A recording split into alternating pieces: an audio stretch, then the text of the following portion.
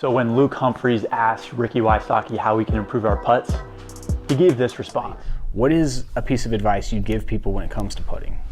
A lot of people don't leverage the bottom of the putter as much as they think like the top. They gotta like have certain thumb pressure, certain wrist snap, but you can get a lot of spin on the putter if you have a good grip on the putter. Almost like when you see like pizza places where you're tossing up the pizza and they're spinning it and it flies up and it circles and comes back. That's actually a very good analogy to how you throw a putt. And apparently this is actually kind of how Dave Feldberg influenced Ricky Wysocki's putting style. Yeah, so I remember just hanging out in Feldberg's backyard where he set up this little contraption where it was like a board right in front of me, kind of low, and so I had to like go under this but like over the next board in front of me. So it was like a low board, then a high board, so I had to like go under this one and over the next one without hitting my arm on the boards. So that's what kind of shaped my putt to go like under and then back up and under kind of putt, to where I had to go under this board, over that one. And when I first heard this, it sounded like cool advice, but I wasn't exactly sure how to implement it.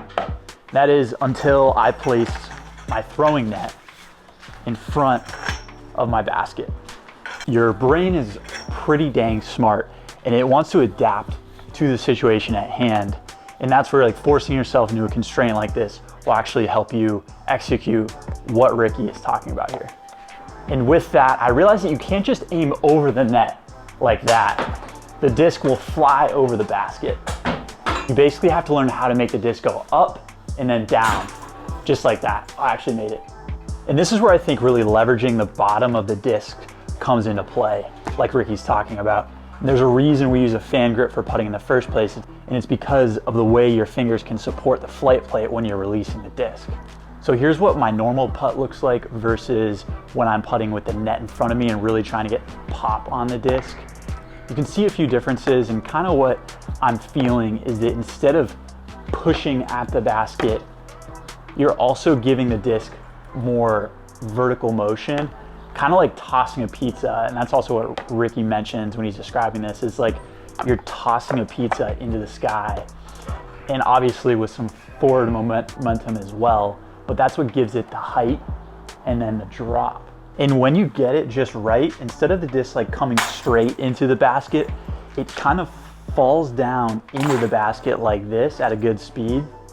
The cool part about this is that like if you have a death putt, you've got water behind you or a hill, you can kind of toss up a putt and you're less likely for it to fly by the basket and give yourself a long comebacker.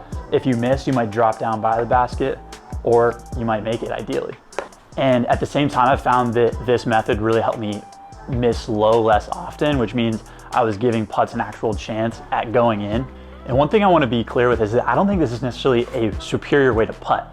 What this is a drill that's going to make you kind of reimagine your putt and do something different. And I think when you're able to develop multiple ways to get the disc in the basket, you're going to be more likely to be able to adjust to the course conditions and score better at the end of the day. By the way, I'm also making a video on this Go Sports net that I used to practice here in Greater Boston over the winter with. I would really appreciate it if you check it out. And if you have any ideas about drills similar to this one that have helped you kind of reimagine the way that you putt and approach the game, I'd love to hear them down in the comments below. I'm learning literally every week, and I love sharing what I know, but I have so much more to learn.